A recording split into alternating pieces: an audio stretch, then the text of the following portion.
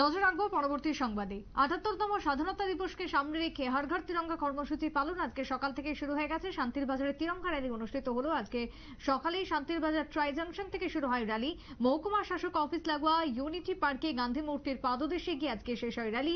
উপস্থিত ছিলেন বিধায়ক প্রমোদ রিয়াং, সুশান্ত দেব, মহকুমা শাসক অভেদানন্দ বৈদ্য থেকে শুরু করে শান্তির বাজারের অন্যান্য বিশিষ্টরা।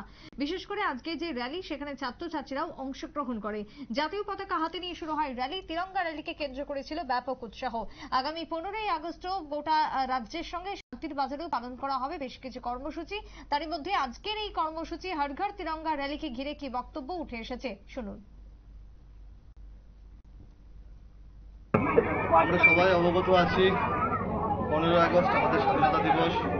এই দিবসকে কেন্দ্র করে আমাদের দেশের যশস্বী প্রধানমন্ত্রী নরেন্দ্র মোদীজির ডাকে আমরা 13, 14, 15 হর ঘর তিরঙ্গার কার্যক্রমের অঙ্গ হিসেবে আজকে আমরা শান্তির বাজার মিউনিসিপ্যাল এলাকায় শান্তির বাজার মহকুমা প্রশাসনের উদ্যোগে আমরা তিরঙ্গা যাত্রায় অংশগ্রহণ করি।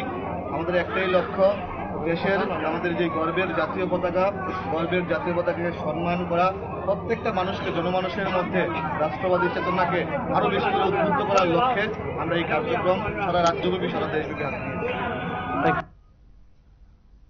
আপনারা শুনলেন বিধায়ক সুশান্ত দেবের বক্তব্য। মহকুমা প্রশাসনের উদ্যোগে আজকের এই র্যালিকে কেন্দ্র করে ব্যাপক উৎসাহ পরিলক্ষিত হয়। মহকুমা প্রশাসনের উদ্যোগে স্বাধীনতা দিবস উপলক্ষে হর ঘর তিরঙ্গা র্যালির আয়োজন করা হলো এবং এই তিরঙ্গা র্যালি পালন করা হলো শান্তির বাজারের বিভিন্ন রাজপথে।